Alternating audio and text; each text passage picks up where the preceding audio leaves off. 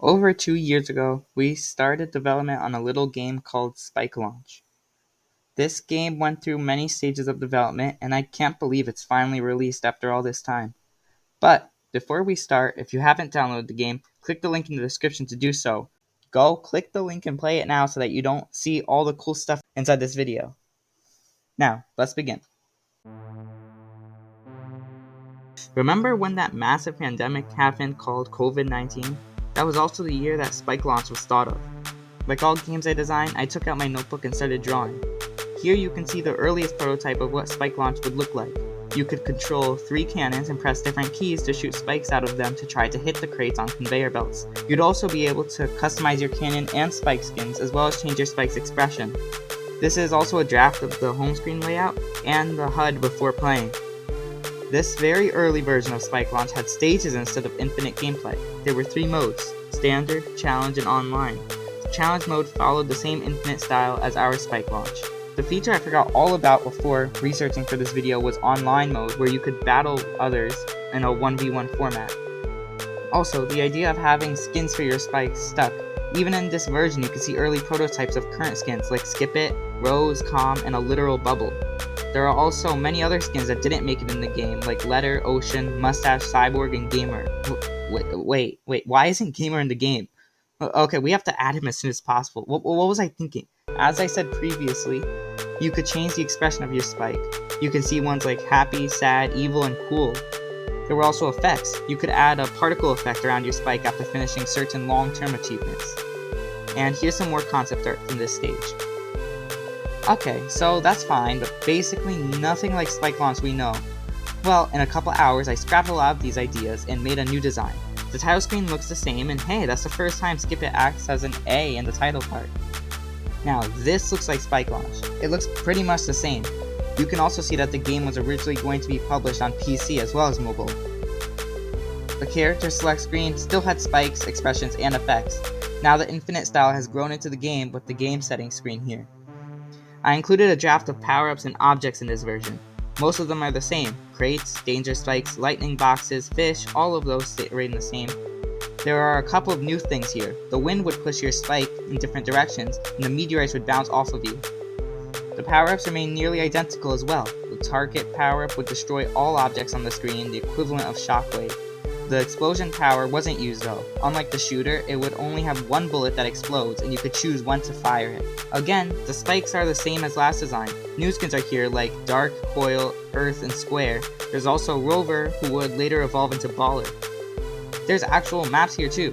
Most of these are the same besides this one scrap map, Tornado. This 4th map would change a bunch of times over development, but since we couldn't get a good gimmick for it, it would not stay.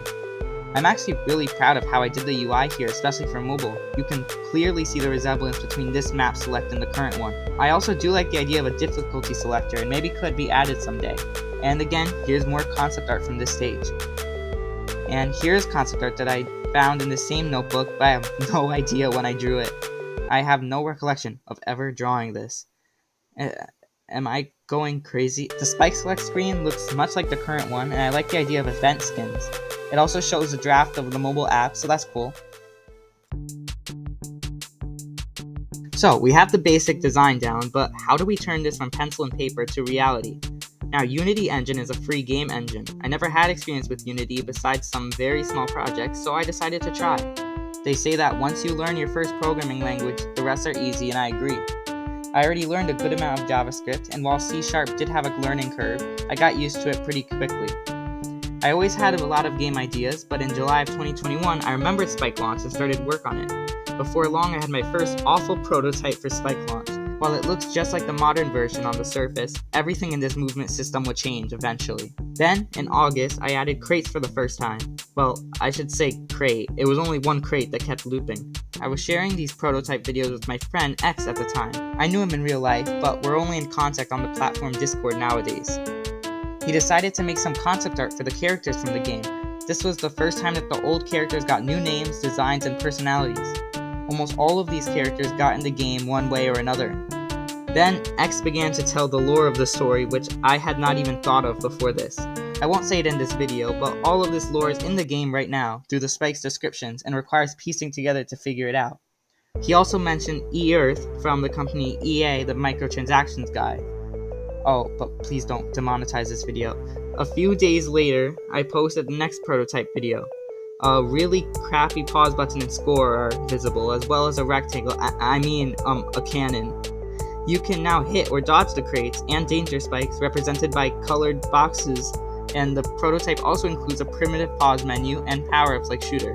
Lastly, this upgraded prototype includes a game over screen with a weird boingy thingy. The same day, X gave me some simple sprites for a pause button and UI buttons.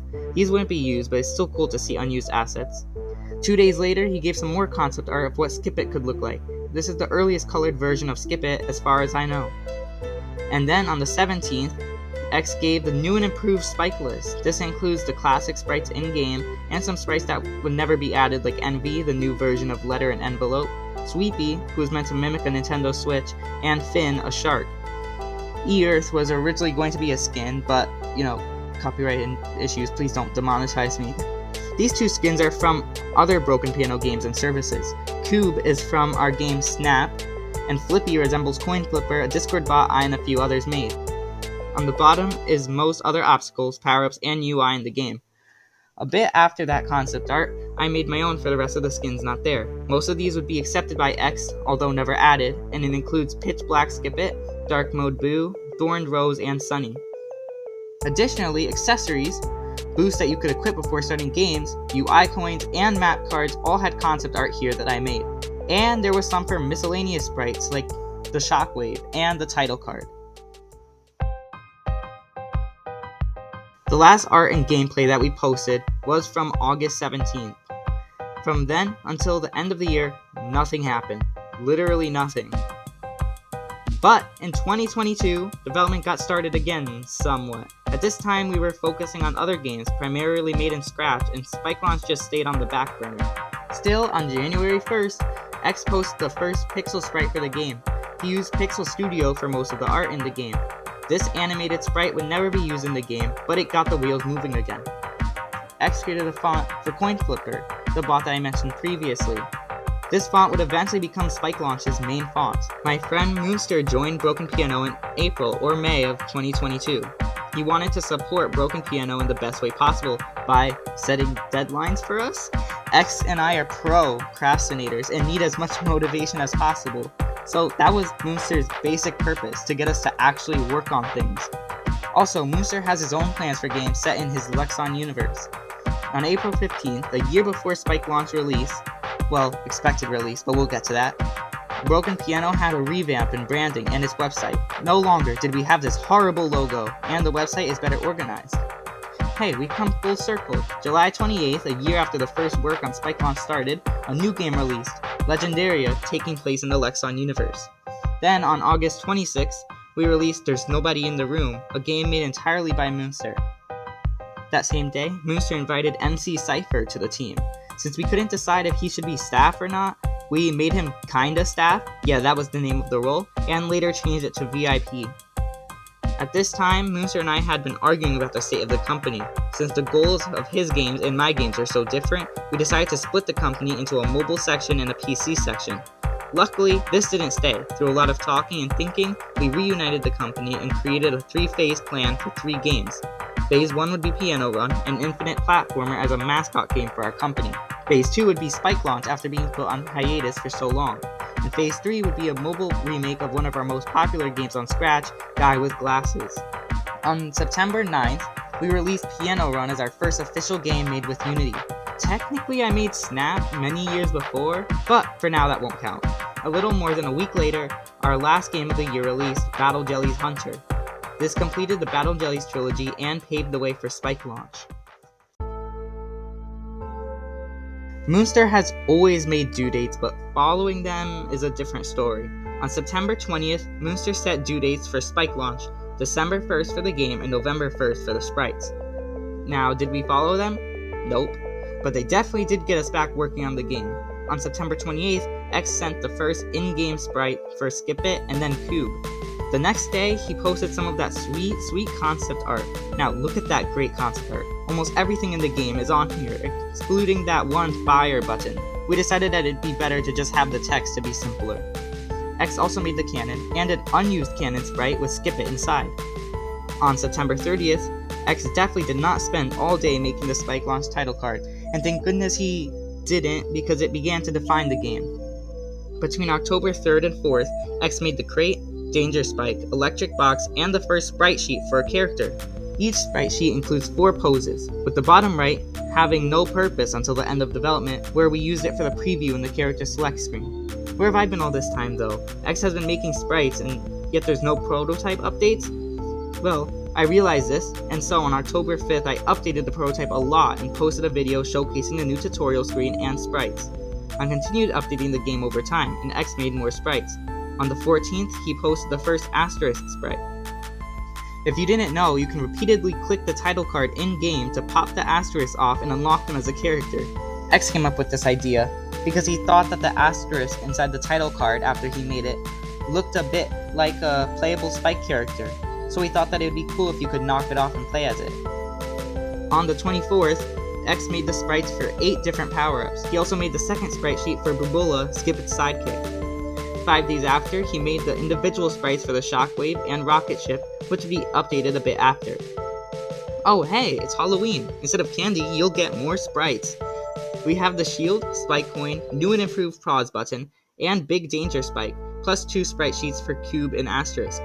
1 month later, it's November 28th, and no work has been done since Halloween.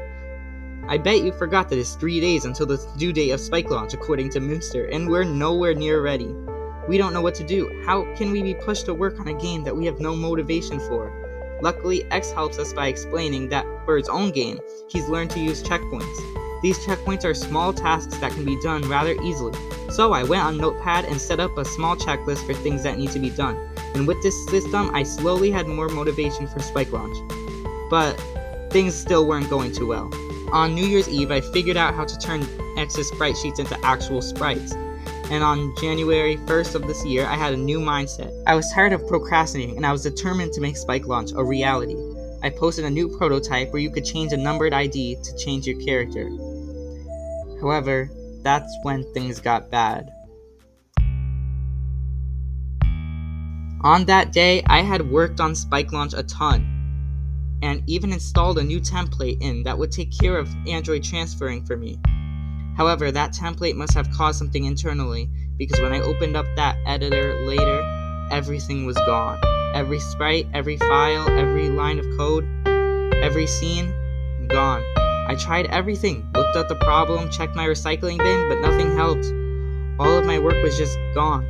I wasn't mad, I was just disappointed. After making a New Year's resolution to finish Spike Launch before the school year ended, it had messed up so quickly. This little bit of my motivation to work on the game vanished, and so I posted that Spike Launch was cancelled.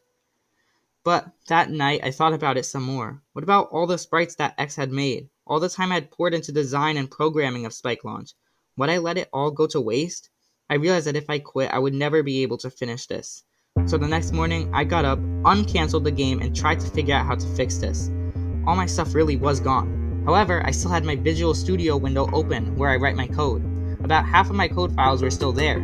The files didn't exist anymore, but Visual Studio still showed what code I had there. Using that as a template, I began to rebuild the game element by element. After working the entire day I had finished, I learned my lesson as well. I made sure to back up the project every couple of hours. Spike Launch was back, and even better than before. Now that I had remade the game, I could focus on further development. I used an online tutorial, as with most things, to add speed lines to the background. I made the game work the same on all size devices, and used a Unity particle system to create a braking effect for objects. A couple days later, I made a new pause menu and game over menu, which would be the ones used in the completed game. I also posted a prototype of the ocean map, which works upside down. Remember X's own game he was working on? On January 4th, he finished that game with the Constructor 3 engine. It's called Lifa, where you play as this little fella in a platformer. X's sprite making skills really shined in this game, and of course the character was just adorable. Lifa's main menu has a cool swiping effect to transition between screens. I asked if I could use this gimmick, and later in January I got it to work for Spike Launch. Because I used Unity and X used Construct, I had to replicate it myself, but I was able to using Unity animations and separate holders for each screen. Later that day, I added real buttons to the home screen using power-ups as placeholders. I also implemented the title card tapping where you could bounce the asterisk off.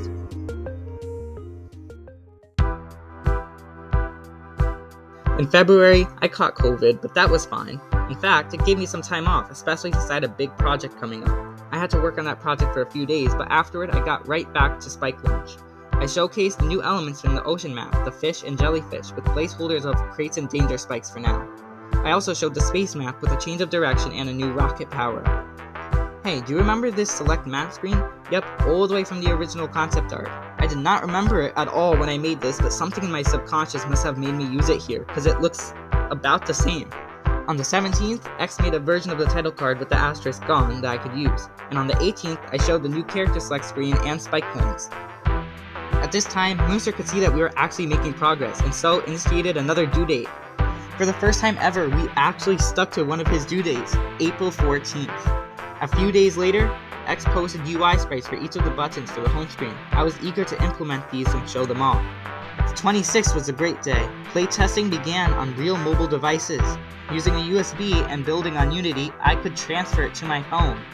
And I could even get Moonster and Arctic Ocean, the first playtesters, to play the game.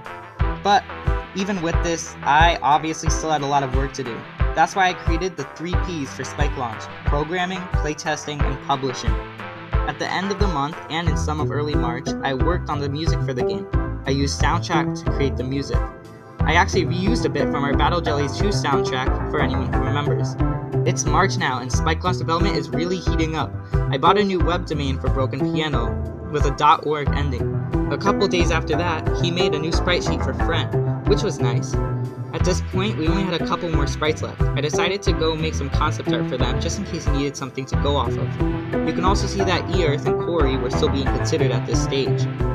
On March 16th, I sent the first APK of Spike Launch to both staff members.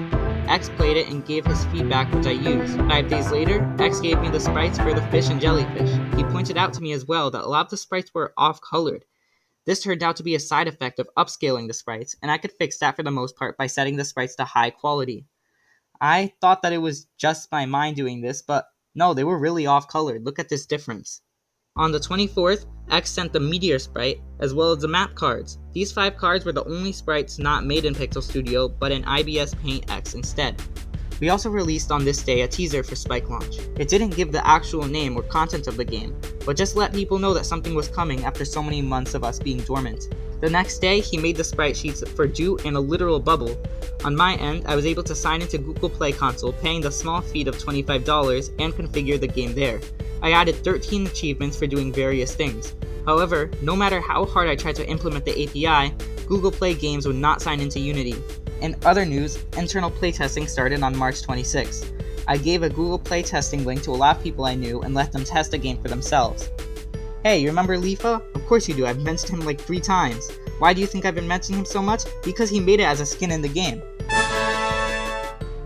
It's April now, only 14 days away from the due date for the game. X gave me an app icon and also a restyled periodic table. Yeah, that's cool. Anyway, X gave me the last of the sprites: Sunny, Calm, Rose, Baller, and Jack. I really did not expect Jack to be a playable character. For those who don't know, Broken Piano used to be Idea Comics, a comic studio with Jack the Jelly as our most popular series. While most people don't know who he is, it feels nice to have him in as a nod to our past. On the 11th, 2 important things happened. First, I made the trailer for Spike Launch. I made both landscape and portrait versions, although Google Play needs a landscape trailer to add it in. Second, I got our OAuth sign-ins being verified after weeks of back and forth between the Google verification team, and figured out how to get Google Play achievements to work in-game. To get these to work, I created a terms of service and, more importantly, a privacy policy for Broken Piano Studios. The terms of service would never be used as game companies don't legally have to have one, and I thought that it would be better safe than sorry to only have the privacy policy. Furthermore, I applied for a trademark for Spike Launch, just in case it blows up like games like Flappy Bird did. It's still pending, but the cost, I won't say how much it costed here, but I uploaded the 1.0 build to Google Play Console and set it to be reviewed for publishing. Finally, after nearly 3 years of work on Spike Launch, the game was ready to publish, but there was a problem. On April 14th, it was still in review on the Google Play Console. It turns out that the 3 days was only a minimum for how long that games could be taken for publishing. I had released the game on Wednesday morning, and it was only Friday morning, so it was only 2 days anyway. It could be all the way until Monday at the least for the game to be published. We had finally stuck to a Mooster due date, and just because of Google, we couldn't get it reviewed fast enough to release it on Friday. But on the next day, April 15th, after a short period of it being rejected, we finally got it approved. After so much work, it would finally come out just a day after the intended release date. After years of making sprites, concepts, programming, music, publishing, Spike Launch finally released. It is a small game, but to us it's really our biggest project yet. So thank you for coming along with us in this journey. I hope you play the game if you haven't already, and goodbye.